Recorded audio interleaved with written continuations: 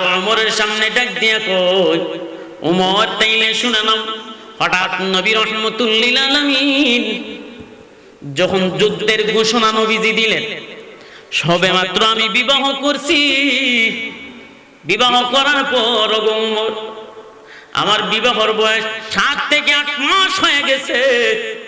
ওগো ওমর, আমার বিবির গর্ভে আমার সন্তানটা আছে। ওমর, বিবির গর্ভে যখন আমার সন্তানটা, হঠাৎ নবী রাহমাতুল লিল আলামিন যুদ্ধের ঘোষণা যখন নবীজি দিয়া দিলেন, আমি তাড়াতাড়ি আমার বিবির কাছ থেকে আমি বিদায় নিলাম। বিবি গো, যুদ্ধের ঘোষণা নবীজি দিছে, যেই যুদ্ধের ময়দানে আমি যাব মাসের পর মাসও লাগতে পারে। ও আমার ভাইরা, বিবি ডাকতে কই, স্বামী, ও গো স্বামী, তোমার সন্তান আমার গর্ভের ভিতরে। ও স্বামী, কিছুদিন পরে হয়তো তোমার সন্তান দুনিয়াতে আসবে গো স্বামী। যদি যুদ্ধের ময়দানে চলে যাও, এই সন্তানটা কোথায় নিয়ে যাম, কোথায় প্রসব করাম? আমার ভাইয়েরা, এবার দেখ দেখ ওমর রে, তারপর আমার স্ত্রীর পেটের মধ্যে আমি হাতটা রাখলাম, রাইকা বললাম, আল্লাহ, আমার সন্তান আমার বিবির গর্ভে আমানত আমি রেখে গেলাম, আল্লাহ, খেয়ানত যেন কেউ না করে। ওগো আল্লাহ, আপনার কাছে আমানত দিলাম। এই কথা বিবির পেটে হাত রাইকা এই কথা বইলা স্বামী যুদ্ধের ময়দানে চলে গেছে। যুদ্ধের ময়দানে চলে যাওয়ার পর যুদ্ধের মাঠে খবর আসছে, জানুনি তোমার যে স্ত্রী বাড়িতে তুমি গর্ভবতী রাইকা আইছিলা, তোমার এই স্ত্রী গর্ভে সন্তান নিয়ে তোমার স্ত্রী মারা গেছে। গর্ভে সন্তান নিয়ে স্ত্রী মারা গেছে। স্বামী যুদ্ধের ময়দানে খবরটা পায়া বাড়িতে চলে আসছে।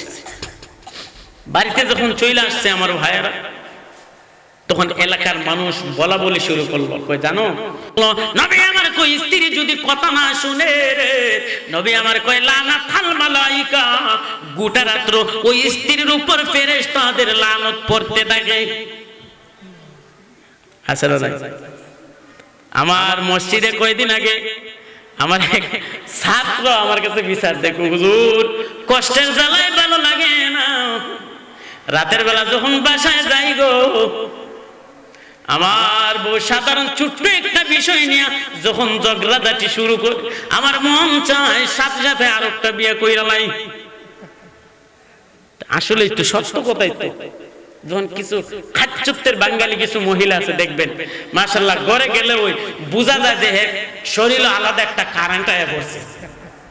আচ্ছা, আমার ভাইয়েরা, রাগ কইরেন না বাজার, মাগো রাগ কইরেন না, আমার কথা হই না।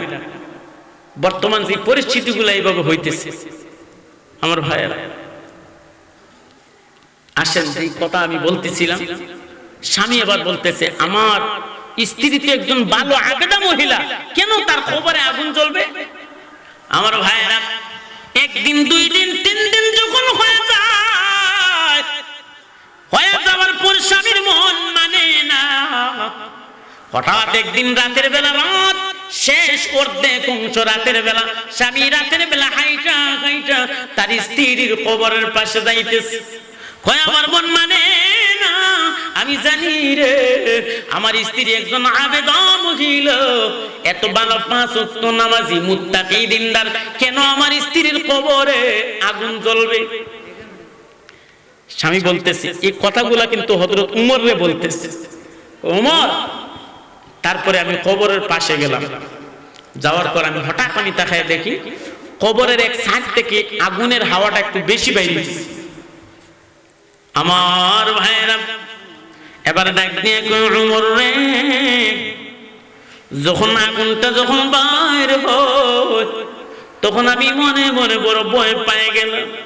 তারপরে আমার মন মানে না, আমি কবরের সামনে যখন দাঁড়াইলাম, দাঁড়ানোর পর হঠাৎ আমি তাকায় দেখি রে আমার স্ত্রীর কবরটা সাথে সাথে 2 ভাগ হয়ে গেছে। 2 ভাগ হয়ে যাওয়ার পর রে আমার স্ত্রী, আমার যেই সন্তানটা আজকে তুমি বলছিলা বাবা সন্তানের চেহারাটা এক সমান কেন, ও হঠাৎ আমি তাকায় দেখি আমার স্ত্রী কবরের ভিতর থেকে একটা বাচ্চা তুলে নিয়া আমার সামনে হাজির। আমার ভাইয়েরা, এবার স্ত্রী ডাক দিয়া কই স্বামী গো, ও গো স্বামী, যুদ্ধের ময়দানে যাবার সময় গো স্বামী, সন্তানের জন্য তুমি দোয়া কইরা গেছিলা গো স্বামী, তুমি কার কাছে আমানত দিছো জানোনি? আল্লাহ পাক রব্বুল আলামিনের কাছে। আমার পেটে হাত দিয়ে যখন তুমি বলছিলা আল্লাহ আমার সন্তানটা আমানত আমার স্ত্রীর গর্ভে দিয়া দিলাম। ও আমার ভাইরা, বিবি ডাক দিয়ে কই স্বামী গো, আমার পেটে হাত রাইখা সন্তানের জন্য আমানত রাখলা, দোয়া করলা, এই জেনেন আমার আল্লাহ পাক রব্বুল আলামিন তোমার সন্তানকে আমার আল্লাহ নিজে আমানতের খেয়ানত করে নাই। ও স্বামী, যদিও আমার হায়াত শেষ, আল্লাহ পাক রব্বুল আলামিন তোমার সন্তানটাকে কবরের ভিতরে আমার আল্লাহ তাআলা প্রসব করাইছেন আর নিজে আগুনের ব্যবস্থা কইরা দিয়েছে। ও আমার ভাইরা, সন্তান প্রসব করলে দেখবেন অনেক মা বোনেরা ছোট্ট একটা আগুন ব্যবহার করে, ওই আগুনটা কিন্তু দূরে থেকে দেখা যাইতো। বিবি ডাক দিয়ে কই স্বামী গো, এই যে নেন আপনার সন্তান আপনার কুলে দিয়ে দিলাম, কারণ আমানতের দোয়া তো কইরা গেছি। আমার ভাইয়েরা, উমর রে ডাক দিয়ে কই উমর রে, আমার সন্তানটারে যখন আমি কোলের মধ্যে নিলাম হঠাৎ আমি তাকে দেখি রে সাথে সাথে কবরটা সমান হয়ে গেছে আর কবরের ভিতর থেকে আর কোনো আগুন বাইর হয় না। আরে আমার ভাইয়েরা আসেন, তারপরে এবার ডাক দিয়ে কই উমর রে, এই সন্তানটা যে বাপ ছেলে দুজনের চেহারাটা এক সমান। আমার ভাইয়েরা এবার আসে, হযরতে লুকমান আলাইহি, ওই যে শেষ করি নাই কিন্তু এটা বইলা রাইখা দিছিলাম। আমার ভাইয়েরা, হযরতে লুকমান আলাইহি সাল্লাম ডাক দিয়ে কই মুনিব, এরে মুনিব, তুমি বলছিলা নিকৃষ্ট দুইটা জিনিস বকরি জবাই কইরা কাইটা আনার জন্য। এবার লুকমান ডাক দিয়ে কই মুনিব,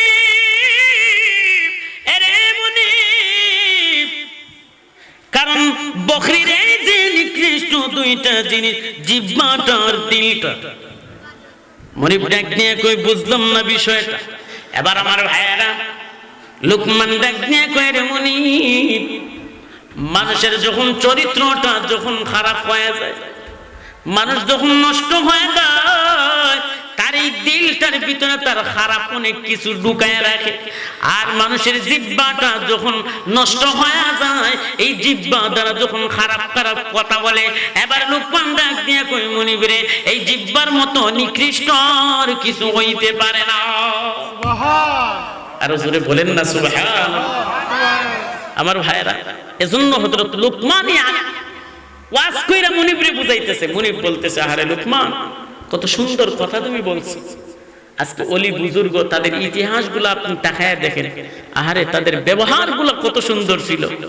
আমরা যেই বুখারীর হাদিস আমরা পড়ি, ইমাম বুখারী রাহমাতুল্লাহি আলাইহির একটা ঘটনা মনে হইছে, আমি বলি। ও আমার ভাইরা, ইমাম বুখারী রাহমাতুল্লাহি আলাইহি একতা এলাকায় উনি সফর করতে গেলেন। খালি ব্যবহারটা, উনার আদর্শটা জানার জন্য। ও আমার ভাইরা, ইমাম বুখারী রাহমাতুল্লাহি আলাইহি উনি কিছু খাবার নাস্তা পানি নিয়ে উনি রাস্তার মধ্যে বসে আছে। উনার চিন্তাধারা হইল, যদি কোনো মেহমান আমি রাস্তার মধ্যে পাওয়া যাই, আমি মেহমান নিয়ে এই খাবারটা খাবো। আমার ভাইয়েরা, ইমাম বুখারী রাহমাতুল্লাহি আলাইহি নাস্তা পানি সামনে নিয়ে যখন হাজির, প্রায় অনেক কোন সময় হয়ে যায়, ইমাম বুখারী রাহমাতুল্লাহি আলাইহি কাউরে খুঁজা পায় না। ও আমার ভাইরা, হঠাৎ ইমাম বুখারী রাহমাতুল্লাহি আলাইহি তাকায়া দেখে রে একজন হিন্দু, গ্রামে একজন হিন্দু, এই যে বাথরুম টাথরুম যে পরিষ্কার করে এগুলো কি জানি বলে, মেতর মেতর। আমার ভাইরা, ইমাম বুখারী রাহমাতুল্লাহি আলাইহি তাকে দেখে একটা মেতর রাস্তা বাইদি হাইটা আসতেছে। ইমাম বুখারী রাহমাতুল্লাহি আলাইহি উনি চিন্তা করলেন, আরে একটা মেতর রাস্তা বাই হাইটা আসতেছে, তার মানে আমি পেয়ে গেছি। ইমাম বুখারী রাহমাতুল্লাহি আলাইহি ডাক দিয়া কই, ভাই আপনার চেহারার দিকে তাকায়া বোঝা যায় আপনি কোনো খাবার খান নাই। মেতরটা ডাক দিয়া কই, হুজুর 3 দিন পর্যন্ত আমার পেটে কোনো খাবার যায় না, শুধু একটা রুটি খাইছিলাম আর 3 দিন পর্যন্ত পানি খাইয়া আইছি হুজুর। আমার ভাইয়েরা বাবারা, ইমাম বুখারী রাহমাতুল্লাহি আলাইহি ওই হিন্দু মেতরটাকে ডাক দিয়ে কই, ভাই ভাই আসো, এই যে খাবার আমার সামনে হাজির, আসো বইসা তুমি আমার সাথে খাবার খাও। মেতরটা মনে মনে চিন্তা করতেছে, আরে ইসলামের এত বড় একজন ইমাম, উনার সাথে বইসা বুঝি আমি খাবার খামু? মেতরটার মন মানে না, চুপ করে দাঁড়ায় রইছে। ইবা আবার খিদাও আছে পেট। আমার ভাইয়েরা, কেমন আদর্শ আর কেমন ব্যবহার। আমার ভাইয়েরা, ইমাম বুখারী রাহমাতুল্লাহি আলাইহি বার বললেন, এরে মেতর নাও নাও পানি নাও, তোমার হাতটা আর মুখটা তুমি ধৌত করতে দাও। মেতর হাত দেয় না, কই মাত্র আমি বাথরুম পরিষ্কার কইরা আসছি, আমি কেমনে পানি দ্বারা হাত ধুম? ইসলামের এত বড় একজন ইমাম, উনার পানির বাটি কেমনে আমি হাত লাগাম? আমার ভাইরা, ইমাম বুখারী রাহমাতুল্লাহি আলাইহি তাকে দেখে মেতরটা সাহস পাইতেছে না পানির বোতলের মধ্যে হাত দিবে। ইমাম বুখারী রাহমাতুল্লাহি আলাইহি এবার মেতরটাকে ডাক দিয়ে কই, ভাই তোমার হাতটা বাড়ায় দাও। ইমাম বুখারী রাহমাতুল্লাহি আলাইহি নিজে পানি মেতরের হাতে ডাইলা দিলেন। মেতর নিজে নিজে হাতটা ধৌত করতে লাগলো। দৌত সম্পূর্ণ হাতটা সুন্দর করে পরিষ্কার করার পর ইমাম বুখারী রাহমাতুল্লাহি আলাইহি ডাক দিয়ে কয়, ভাই বসো, খাবার খাও, খাবার খাও। মেতরটা তারপর খাবার খাইতেছে, এক প্লেটের মধ্যে খাবার নিয়ে ইমাম বুখারী রাহমাতুল্লাহি আলাইহি কয়, খাও বসো। এবার মেতরটা বলতেছে, গো ইমাম, আমাদের ধর্মের মধ্যে গো ইমাম, আমরা মেতর রাজি প্লেটের মধ্যে খাবার খাই গো ইমাম। সাধারণ আমাদের জনগণ, আমাদের ধর্মের লোকরা অনেকরা এই প্লেটে তারা খাবার খায় না। আমরা মেতরা যে গ্লাসে পানি পান করি, এই গ্লাসে অন্য কেউ পানি পান করে না। ওগো ইমাম, ইসলামের এত বড় একজন ইমাম, কেমনে গো ইমাম আপনার বাটিতে আপনার প্লেটে বসে আমি কেমনে খাবার খাবো? আমার ভাইরা, বন্ধুরা, বাবারা, ইমাম বুখারী রাহমাতুল্লাহি আলাইহি ডাক দিয়ে মেতর, বুঝছি তুমি বুঝি খাইবা না। ইমাম বুখারী রাহমাতুল্লাহি আলাইহি এবার খাবারটা তৈয়ার করে ইমাম বুখারী রাহমাতুল্লাহি আলাইহি এবার মেতরের মুখে তুইলা দিতেছে। সুবহানাল্লাহ। আমার ভাইরা, মেতরের মুখে যখন তুইলা দেয় আর ইমাম বুখারী রাহমাতুল্লাহি আলাইহি এক নলা খায়, এক নলা মেতরে দিতে থাকে। আমার ভাইরা, ইমাম বুখারী রাহমাতুল্লাহি আলাইহি এবার মেতরটাকে ডাক দিয়ে কই, ভাই তুমি পানি খাও। মেতরটা এবার পানি খায় না, ভয় পায়, আর ডাক দিয়ে কই, গো ইমাম, আমরা মেতররা যে গ্লাসে পানি পান করি গো, এই গ্লাসে সাধারণ কোন মানুষরা পানি খায় না। আপনার গ্লাসের মধ্যে আপনি ইসলামের এত বড় ইমাম, আপনার গ্লাস দ্বারা কেমনে আমি পানি খাই গো ইমাম? আমার ভাইয়েরা, বন্ধুরা, বাবারা, ইমাম বুখারী রাহমাতুল্লাহি আলাইহি মেতর যখন পানি খায় না, ইমাম বুখারী রাহমাতুল্লাহি আলাইহি নিজেই গ্লাসটা ধুইয়া মেতরের মুখে পানি তুইলা দিছে। এবার খাবারটা খাওয়ার পর এবার ওই হিন্দু মেতরটা ডাক দিয়ে কই, গো ইমাম, আপনি যাবেন না? আপনি একটু দাঁড়ায় থাকেন, এখানে আমি বাসায় যাইতেছি, বাসার থেকে আসতেছি। আমার ভাইয়েরা, বাবাজিরা, মেতরটা বাসায় গিয়া বিবি বাচ্চা সব লইয়া ইমাম বুখারী রাহমাতুল্লাহি আলাইহির সামনে দাঁড়ায় ডাক দিয়া কই, গো ইমাম বুখারী, আপনি আগে তো আমার উপরের লেভেলটা দেখছেন গো ইমাম। ও গো ইমাম, আপনার এত সুন্দর আচরণ, আপনার এত সুন্দর ব্যবহার দেখে গো ইমাম আমার মনটা বই লাগেছে গো ইমাম। আমার ভিতরের রংটা তো আপনি এখনো দেখলেন না। এই যে আমার স্ত্রী পুত্র সন্তান সবাই নিয়ে আপনার দরবার হাজির, ওগো ইমাম আপনি এই মুহূর্তে আমাদেরকে কালিমা পড়ায়া মুসলমান বানায় দেয়। আল্লাহু আকবার, ইয়া রাসূলুল্লাহ, জিন্দাবাদ জিন্দাবাদ।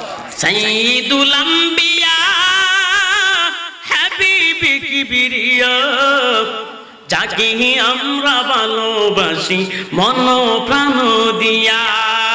সাইয়্যিদুল আম্বিয়া হাবিবি কিবরিয়া, যাকে আমরা ভালোবাসি মন প্রাণ দিয়া। নবী আমরার জানের জান, নবী প্রাণের প্রাণ, নবী বিন আশিকের মন করিতে চান। তাই আশিকের দলে নবী নবী বলে দিদার পাইতে আর জি জানাই কান্দিয়া কান্দিয়া, দিদার পাইতে আর জি জানাই কান্দিয়া কান্দিয়া। ও আমার ভাইরা, নবী রাহমাতুল্লিল আলামিন কয়, পৃথিবীর মানুষেরা যদি কোন মুসলমান আর মুসলমানের সাথে, নবী আমার কই সাহাবীরা রে, কেউ যদি একবার হাসি মুখে কথা বলে রে, আরেকজন মানুষ সারা রাত দাঁড়ায় দাঁড়ায় নফল ইবাদত করলে যেমন সব, এক মুসলমান আর এক মুসলমানের সাথে হাসি মুখে কথা বলার কারণে গোটা রাত্র নফল নামাজের ইবাদতের সব আমার আল্লাহ ওই বান্দার আমলনামায় দিয়ে দেয়, একবার হাসি মুখে কথা বলার কারণে। সুবহানাল্লাহ বলে। নবী নবী করি আমি, আমার আবার কিসের ভয়, নবী যদি আমার আপন হয়। মালাকুল মউত আসবে যখন জান কবজ করিতে, আমি যে পাই গো নবী তোমায় দেখিতে। আমার থাকবে না কোনো চিন্তা, থাকবে না কোনো চিন্তা, দয়াল যদি সামনে রয়, নবী যদি আমার আপন হয়। ওরে নবী আমার পুরুষ মনি, নবী আমার নয়নের মনি, ওরে নবীর জন্য সবই দিব, নবীর জন্য সবই দিব, যদিও আমার মরণ হয়, নবী যদি আমার আপন হয়। আলহামদুলিল্লাহ বলে। আমার ভাইয়েরা, আগের মুসলমানদের তাদের ব্যবহার গুলা দেখা এখন মুশরিকরা কাফিররা তারা মুসলমান হইতো।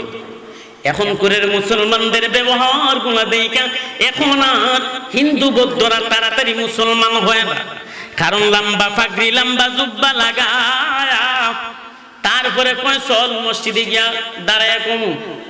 মিছা কথা কইছে তো কইতে, আবার কয় চল মসজিদে গিয়া কমু। এমন লোক আছে না নাই?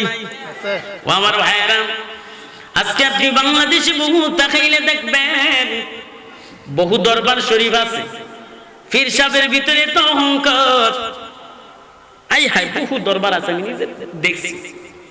কয়দিন আগে এক দরবারে ওয়াজে গেছিলাম, যাওয়ার পর বড় ভাই পীর সাহেব, ছোট ভাই আলেম, সে আবার পীর সাহেব না, তো বক্তা দাওয়াত দিছে। তো ছোট ভাই বড় ভাইরে কইতাছে, এ কাফির, এটা কিতা করছ, প্রধান অতিথির আগে তুইলা দিছ। নাউজুবিল্লাহ কইতেন না। ছোট ভাই বড় ভাইরে কাফির কইতাছে, অথচ আমার ভাইরা বড় ভাইয়ের মুরিদ আনার অভাব নাই, হেরাও শুনতেছে কেমন মুরিদ আনা। ও আমার ভাইয়েরা, এত অহংকার আমি ভিতরে দেখলাম, তো এরকম বহু আছে। এজন্য আমার ভাইয়েরা, নবী রাহমাতুল লিল আলামিন কই পৃথিবীর মানুষেরা রে, এমন একটা সময় আসবে যখন তোমরা উলামায়ে কেরাম আছে, আল্লাহর ওলিগণ আছে রে, তোমরা ভালো করে চিন্না নিবা, চিন্না তোমরা তাদের কাছে যাইবা। নবী আমার কয় আলাইকুম বিমুদালাসাতিল উলামা, উলামায়ে কেরামদের কাছে যাইবা, আল্লাহর ওলিদের কাছে যাইবা, তাদের ব্যবহার আচার আচরণগুলো তোমরা দেখবা। একটু আগে যে বলছিলাম হাসি মুখে কথা বলার কারণে নবী বলতেছেন পুরা রাত্রে নফল ইবাদতের সব আল্লাহ তার আমলনামায় দিয়ে দেয়। এজন্য নবী আবার কয় সাহাবীরা রে, জানুনি হাসরের ময়দানে আল্লাহ পাক রব্বুল আলামিন মানুষ জাহান্নামে বেশি বেশি যাবে শুধু এই জবানের কারণে। কিসের কারণে? জবানের কারণে, জিহ্বার কারণে।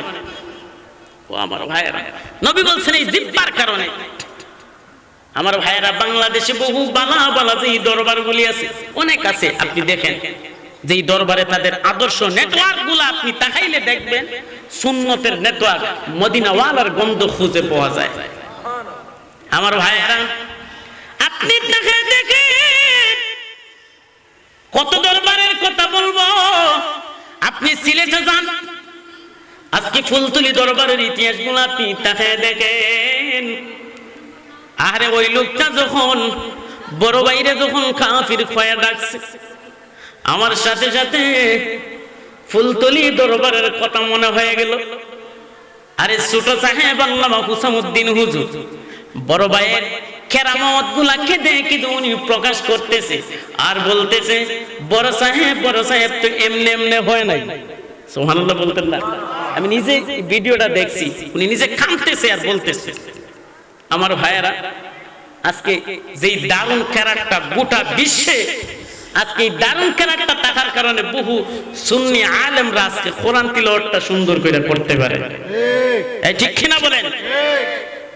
আমার ভাইয়েরা, এইসব কিছু দরবার আছে, যেই দরবারগুলোর মধ্যে আপনি খুঁজলে দেখবেন হক স্লোগান দেওয়া হয়। আমার ভাইয়েরা, তো যেই কথা আমি আপনাদের সামনে বলতেছিলাম, ও আমার ভাইয়েরা আসেন, এই যে মুতার যুদ্ধে সেনাপতি যেই তিনজনকে নবীজি নিযুক্ত করলেন, নিযুক্ত করার পর আমার ভাইয়েরা তিনজন সাহাবী আয়েশা বলতেছে, আরে নবীর জবান মোবারক দিয়ে যেহেতু বলছেন তার মানে নিশ্চিত আমরাও শহীদ হব। আমার ভাইয়েরা, নবীর সাহাবী হযরতে আব্দুল্লাহ ইবনে রাওয়াহা যখন আমার ভাইয়েরা নবী রাহমাতুল লিল আলামিন বইলা দিলেন আব্দুল্লাহ ইবনে রাওয়াহা যদি শহীদ হয়ে যায় রে, অন্য কোন একজন তিনজনের মধ্যে যেই তিনজনকে নবীজি সেনাপতি নিযুক্ত করলেন, এই তিনজনের মধ্যে আমার ভাইয়েরা মুতার যুদ্ধের ময়দানে আব্দুল্লাহ ইবনে রাওয়াহা যখন শহীদ হয়ে যায়, নবী রাহমাতুল লিল আলামিন খুতবার মধ্যে বয়া নবী ডাক দিয়ে কয়, সাহাবীরা রে, আমার আব্দুল্লাহ ইবনে রাওয়াহা শহীদ হয়ে গেছে। আমার ভাইয়েরা, বাবাজিরা রে, আব্দুল্লাহ ইবনে রাওয়াহা শহীদ হয়ে যাওয়ার পর নবী আমার ডাক দিয়ে কয়, মুসলমানদের মধ্যে আরেকজন ইসলামের পতাকাটা হাতে নিছে। ইসলামের পতাকা আরেকজন নেওয়ার পর নবী রাহমাতুল লিল আলামিন বলেন, জাফর ইবনে সাদি, ও আমার ভাইয়েরা, হযরতে জাফর রাদিয়াল্লাহু তাআলা আনহু, উনাকেও তিনজন সেনাপতির মধ্যে একজন, উনি যখন শহীদ হয়ে যায়, ও আমার ভাইয়েরা, এইভাবে তিনজন যখন শহীদ হয়ে যায়, হযরতে 3 নম্বর বার খালিদ ইবনুল ওয়ালিদ রাদিয়াল্লাহু তাআলা আনহু ইসলামের পতাকা যখন হাতে নিলেন, উনার নেতৃত্বে মুতার প্রান্তে যুদ্ধটা বিজয় হয়েছে ইসলামের। সুবহানাল্লাহ বলেন। আমার ভাইয়েরা, বাবাজিরা রে, হযরতে জাফর রাদিয়াল্লাহু তাআলা আনহু যখন শহীদ হয়ে যায়, আমার ভাইয়েরা, খুতবার মধ্যে নবীজি বসে বসে চোখের পানি পালায় নবী কান্না করতেছে। ও হুয়া ইয়াবরুকুহু ওয়াজহুহু মিনাস সুরুর। নবী আমার ডাক দিয়া কই, সাহাবীরা রে, আমি কেন কান্না করতেছি তোমরা জানো? এটা হইল আমার দয়ার কান্না। সুবহানাল্লাহ বলে। ওই যে নবী বলছেন, নবীর মায়ার কান্না, উম্মতের মায়া নবীজির কান্না, উম্মতের বেতায় ব্যতীত হয়ে নবীজি মুহাব্বতের উম্মতের মায়ায় নবীজির কান্না। ও আমার ভাইরা, নবী রাহমাতুল লিল আলামিন, এজন্য এই কথাই সর্বপ্রথমে আমি বলছিলাম যে উম্মতের জন্য নবীর যে কত মায়া ছিল। একটু মুহাব্বতে দরুদ পড়েন, আল্লাহুম্মা সাল্লি আলা মাওলানা মুহাম্মদ ওয়া আলা আলি সাইয়্যিদিনা মাওলানা। আমার ভাইয়েরা, বন্ধুরা, বাবারা, আসেন আমি যে আয়াতটা আমি আপনাদের সামনে বয়ান করার প্রথমে আমি তিলাওয়াত করেছিলাম, যারা ঈমানদার, যারা মুমিন, এদের কথা বলতে গিয়ে আল্লাহ পাক রব্বুল আলামিন বলেন, আল্লাহু ওয়ালিয়ুল্লাযীনা আমানু ইউখরিজুহুম মিনাজ যুলুমাতি ইলান নূর। আমার ভাইয়েরা, আল্লাহ পাক রব্বুল আলামিন বলেন ঈমানদারের অভিভাবক হইলেন আল্লাহ। সুবহানাল্লাহ বলেন। আমার ভাইয়েরা, আল্লাহ পাক রব্বুল আলামিন বলেন ঈমানদার কি অন্ধকার থেকে টেনে টেনে আমার আল্লাহ বলেন আমি আলোর দিকে টেনে আনি। ও আমার ভাইয়েরা, আল্লাহ পাক রব্বুল আলামিন বলেন ওই ঈমানদারের অভিভাবক আল্লাহ। ওয়াল্লাযীনা কাফারু আউলিয়াহুমুত তাগুত, যারা তাগুতের অনুসারী, আল্লাহ পাক রব্বুল আলামিন বলেন তাদের অভিভাবক হইল শয়তান। ও আমার ভাইয়েরা, আল্লাহ পাক রব্বুল আলামিন বলেন এরে পৃথিবীর মানুষেরা, এমন একটা যুগ আসবে যখন তোমরা নবী পাও নাই, সাহাবী পাও নাই, আবু বকর, উসমান, আলী পাও নাই। তখন আমার ভাইয়েরা, নবী আমার ডাক দিয়ে কই, এরে পৃথিবীর মানুষেরা, তখন তোমরা আমার সুন্নতগুলো তোমরা দইরা রাখবা। আমার উলামায়ে কেরাম, আল্লাহর ওলিগণ যারা, তাদেরকে অনুসরণ করে করে তোমরা চলবা, তাদের পথগুলা দইরা তোমরা রাখবা। তখন তোমরা আর পথভ্রষ্ট তোমরা হইবা না। ও আমার ভাইয়েরা, আল্লাহ পাক রব্বুল আলামিন সুন্দর করে বলেন দুনিয়াতে চলতে ফিরতে তোমার বন্ধু কারা হবে, তোমার শত্রু কারা হবে, আল্লাহ পাক রব্বুল আলামিন এটা সুন্দর করে বুঝিয়ে দিয়ে দিতেছেন। আল্লাহ পাক রব্বুল আলামিন কোরআনুল কারীমের মধ্যে সুন্দর করে বলেন ইন্নামা, ও আমার ভাইয়েরা, আল্লাহ পাক রব্বুল আলামিন বলেন ওয়ালিয়ুকুমুল্লাহ, তোমাদের বন্ধু হবে একমাত্র আল্লাহ। ওয়া রাসূলুহু ওয়াল্লাযীনা আমানুল্লাযীনা ইউকিমুনাস সালাতা ওয়া ইউতুনাজ যাকাতা, যারা যাকাত আদায় করে, যারা সালাত আদায় করে রে দুনিয়াতে চলতে ফিরতে, তারা হইবে তোমার একমাত্র বন্ধু। বড় করে বলুন সুবহানাল্লাহ। আমার ভাইয়েরা, আল্লাহ পাক রব্বুল আলামিন কই এরে পৃথিবীর মানুষেরা, দুনিয়ার মধ্যে তোমার বন্ধু কারা, তোমার শত্রু কারা তোমরা চিনে নাও। আল্লাহ পাক রব্বুল আলামিন সুন্দর করে কোরআনুল কারীমের মধ্যে বলতেছেন লাতাজিদান্না আশাদ্দান নাসি আদাওয়াতাল লিল্লাযীনা আমানুল ইয়াহুদা ওয়াল্লাযীনা আশরাকু ওয়া লাতাজিদান্না আকরাবাহুম মাওয়াদ্দা। আমার ভাইরা, আল্লাহ পাক রব্বুল আলামিন কই আরে পৃথিবীর মানুষেরা রে, লাতাজিদান্না আশাদ্দান নাস, পরস্পর তোমাদের এক নম্বর শত্রু হবে। ওয়াল্লাযীনা আমানু ইয়াহুদ, ইহুদিরা তোদের এক নম্বর শত্রু। ওয়াল্লাযীনা আশরাকু, দুই নম্বর শত্রু তোদের মুশরিকরা। আমার ভাইরা, আল্লাহ পাক রব্বুল আলামিন বলেন পরস্পরের তোদের এক নম্বর শত্রু। আল্লাহ পাক রব্বুল আলামিন আমাদেরকে শত্রু চিনাইতেছেন, বন্ধু আমাদেরকে চিনাইতেছেন। ও আমার ভাইরা, বাবাজিরা রে, তার তারপরে দেখেন না আল্লাহ পাক রব্বুল আলামিন সুন্দর করে কোরআনুল কারীমের মধ্যে বলতেছেন, তোমরা যদি চারটা তরিকা যদি তোমরা মাইনা চলতে পারো তাইলে কোনদিন তোমরা পথভ্রষ্ট হইবা না।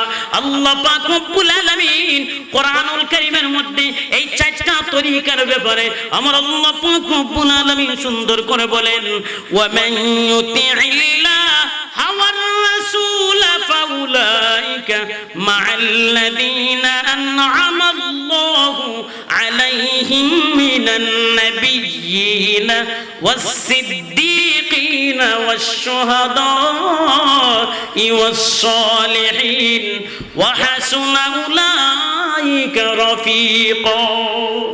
আমার ভাইরা আল্লাহ পাক রব্বুল আলামিন বলেন, ওয়া মান ইউতি'িল্লাহ ওয়ার রাসূল ফাউলাইকা মা'আল্লাযীনা আন'আমা আল্লাহু আলাইহিম মিনান নাবিয়্যিন, রাসূলগণ, নবীগণ, সিদ্দিকগণ। আমার ভাইরা আল্লাহ পাক রব্বুল আলামিন বলেন, এই পৃথিবীর মানুষেরা রে, তোমরা এই চার তরিকা যদি তোমরা মানতে পারো, নবীর কথা মানলে কি আল্লাহ পাক রব্বুল আলামিন কোরআনুল কারীমের মধ্যে এটাও সুন্দর করে বলতেছেন, মা আতাকুমুর রাসূল ফাখুদুহু ওয়া মা নাহাকুম আনহু ফাতাহু। আমার ভাইরা আল্লাহ পাক রব্বুল আলামিন বলেন, এই পৃথিবীর মানুষেরা রে, আল্লাহর রাসূল যা নিষেধ করেছেন তা তোমরা ছেড়ে দাও, নবীজি যা আদেশ করেছেন তা তোমরা মেনে নাও। তাহলে নবীর কথা মানলে তোমাদের দুইটা লাভ হবে রে।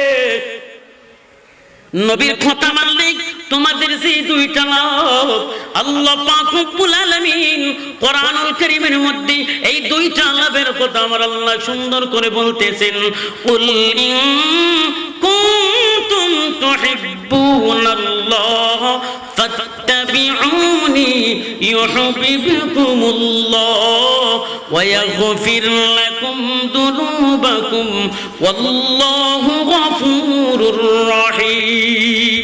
আমার ভাইরা আল্লাহ পাক রব্বুল আলামিন বলেন, নবীর কথা মানলে, আল্লাহর কথা মানলে তোমাদের দুনিয়াতে দুইটা লাভ হবে। একটা লাভ, কুল ইন কুনতুম তুহিব্বুনাল্লাহ ফাত্তাবিউনি ইউহিব্বুকুমুল্লাহ, আল্লাহ পাক রব্বুল আলামিন তোদেরকে মহব্বত করবেন, ভালোবাসবেন, এক নম্বর লাভ। আর দুই নম্বর লাভ হইল ওয়া ইয়াগফির লাকুম যুনুবাকুম ওয়াল্লাহু গফুরুর রহিম। আল্লাহ পাক রব্বুল আলামিন